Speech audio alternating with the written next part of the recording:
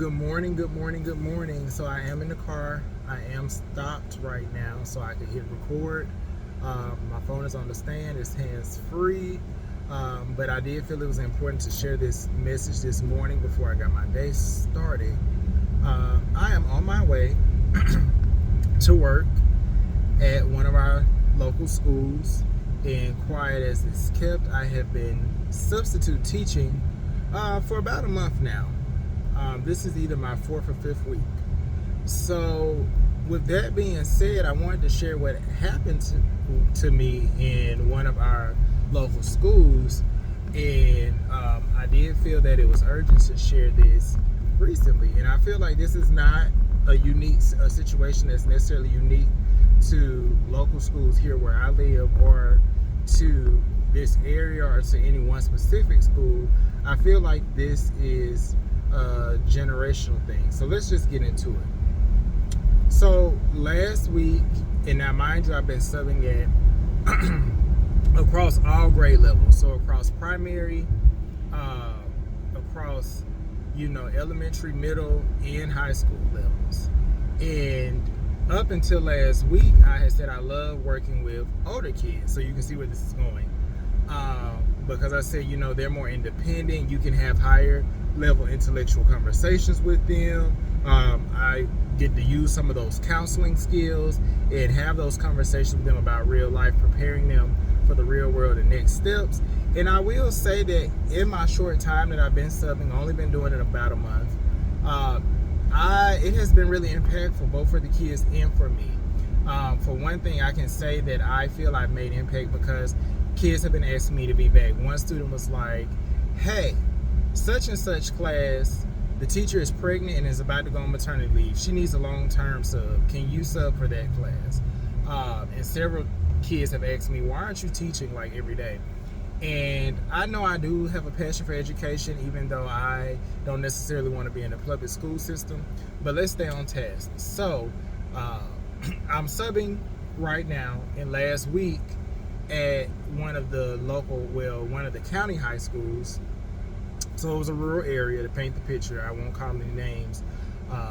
But a student threatened my life.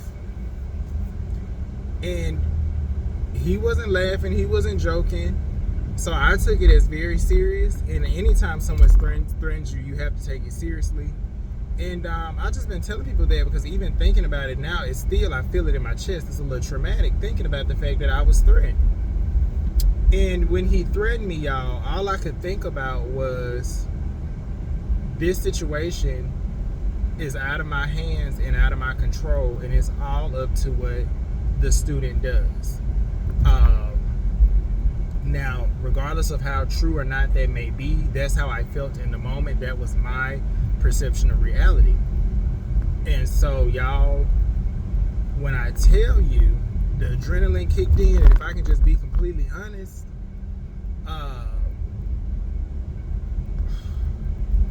when he said that, I saw my freedom flash before my eyes. I'm just being quite honest. I'm not even trying to joke, because my thing was, you can't put your hands on a student.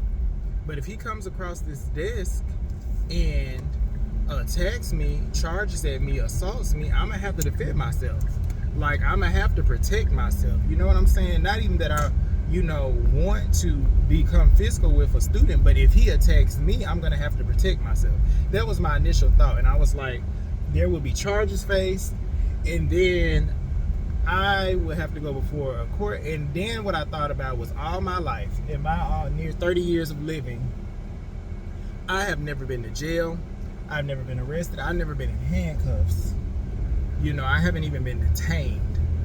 And here we are, my freedom is at risk, about to be taken away in an instance of a moment because a high school year. So basically a grown man, I don't know if he was 16 or 18, but basically a grown man is threatening me on my job, and I'm in a place of authority and he's threatening me like we're equals, like I'm not his authority. And the thing is, to know me, you have to know me. But anyone who knows me and knows my spirit, you have to know I'm not going in here disrespecting these kids. I'm going in here uplifting these kids or these students.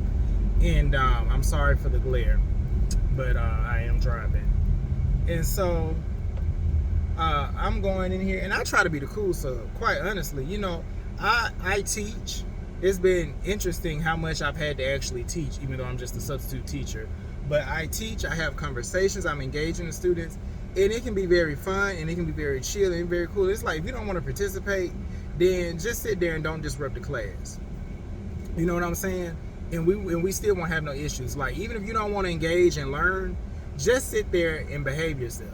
But it's like I asked him several times to sit down, several times to stop disrupting the class. Of course, he became argumentative. I said, okay, my thing is always, my threat is like, do I have to get to office? Like I tell them sometimes, I can move your seat one time, but the next move is out of the office. Like, what do we want to do? It's up to you. And that student tells me, you write my name down. And so I was like, office referral. I was like, you write my name down. He says, I'm going to fight you. That's literally what his threat was. If I write his name down, he said he was going to fight me. Y'all. And again, to reiterate, the blood started boiling in my chest. My heart was pounding. And so I immediately disengaged. Being the professional that I was, I stopped having a conversation with him. I went behind my desk and I sat down and I started writing the office referral. And what's crazy about this whole situation is that before I even got to class, the custodian that was there on the hall told me about this student. They told me this student's name and told me I was going to have to watch out for them, that they would be a troublemaker. And now, mind you, when people tell me that kids or students are troublemakers, I do not like to just go off of that, because I like to get to know people, kids and adults, for myself and make my own impression of them. Because just because you had a bad experience with them doesn't mean that I'm going to have a bad experience with them. And when you had that bad experience, they may not even have been their personality. They may have just been having a bad day. Or it could be their personality. But, situations could have changed. They could have grown. Hopefully, we're all growing and evolving. I know I sound like a counselor. Anyway. But I was so glad they warned me.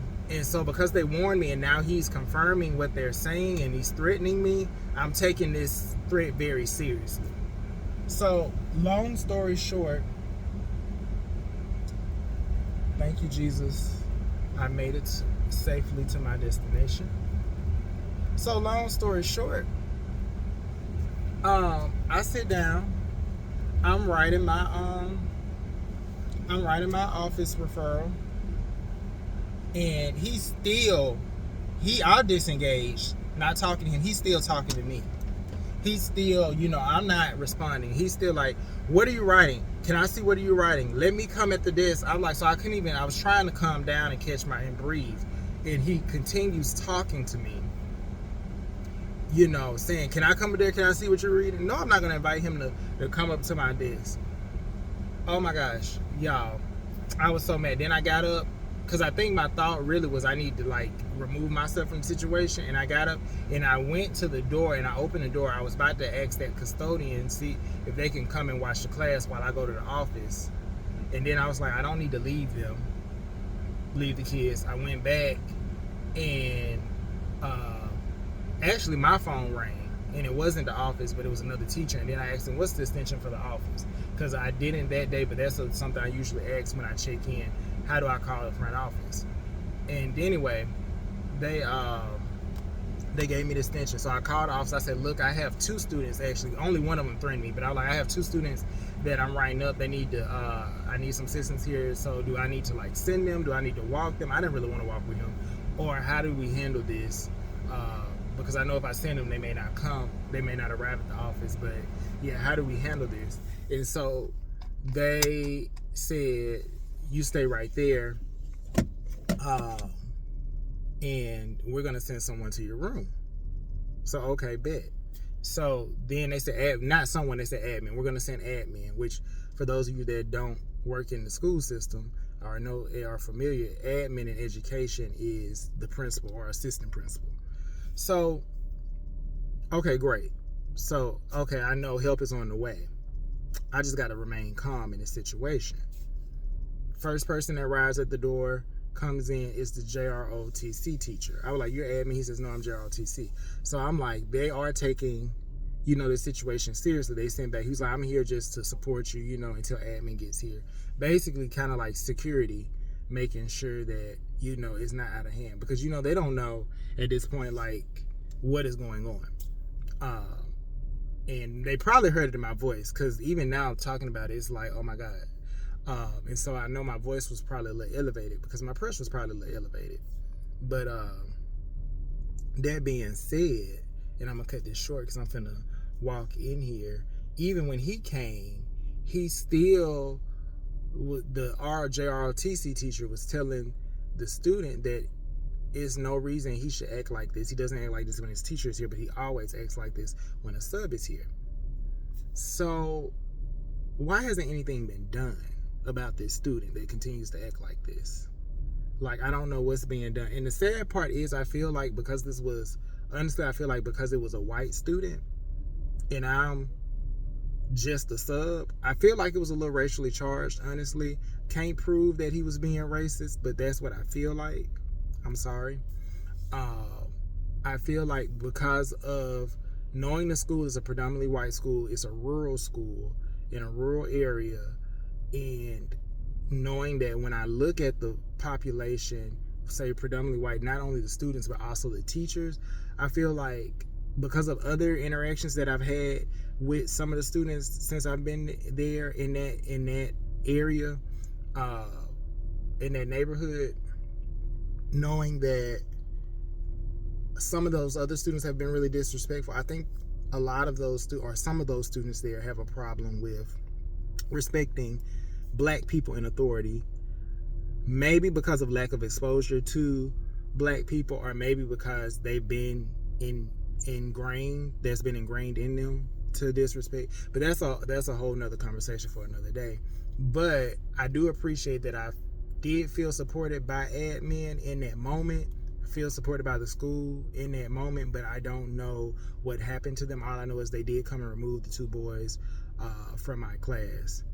So I was grateful for that, and I was able to calm down and continue with the day, because this was also early in the morning. This was like second or third block, and so I hadn't been at the school long that day before all of this popped off. But anyway, make a long story short, they removed them, but I'm not sure what the repercussions were. I know I did write this up, so it is documented.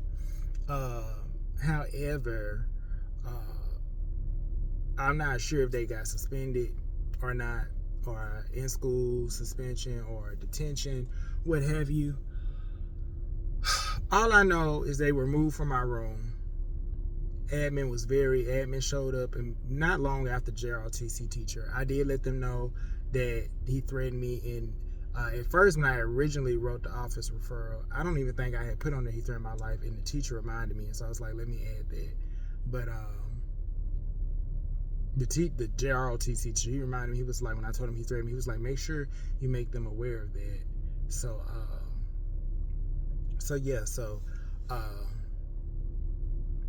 y'all, after that, I was like, when my freedom was at risk, when my freedom was threatened, because I wasn't scared of him attacking me as much as I may be, because of this altercation, because of these incidents, I may be blamed for something that wasn't even my fault and wasn't even in my control, really and truly, and not because of I escalated a situation, but just because of trying to manage a classroom.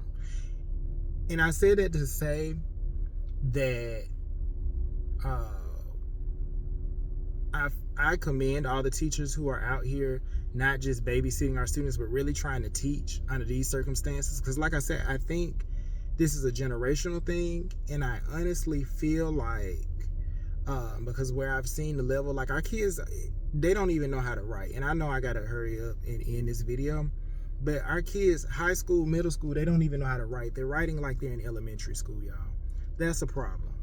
Our kids are so behind academically, socially, emotionally. They don't know how to hold a conversation. They don't know how to hold their attention span and focus. And I'm just like, what are the parents doing? And it's already been an issue with parenting, because we know people We just see the difference in the generations. But then now I feel like it's also worse since COVID. And that year or two where kids were out of school and were virtual learning, and we know that for many of them virtual learning mean no learning happened, and for some of them that were even logging in online, it was so chaotic for the teachers that it was still hard to provide quality lessons. But so shout out to the teachers who are working under these circumstances, showing up every day, trying to teach, trying to manage classroom, and still face the demands and pressures of grading, testing, scheduling, etc., etc.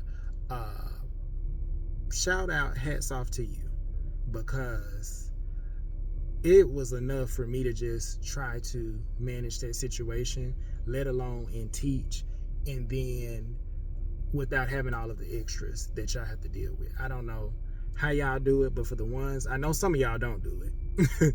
Some of y'all have given up, and I kind of get it. But for the ones that are still trying to make a difference and impact our young futures lives, appreciate it.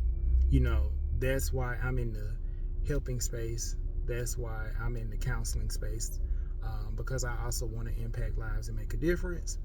But y'all, I don't think subbing gonna be the way. I said, I don't know if I can continue. I have jobs. I still had jobs lined up. That's why I'm here today. I didn't want to cancel. And I'm at my favorite middle school today, so hopefully it's going to be better. I did go back, not to that high school, but to a middle school the next day after that last week.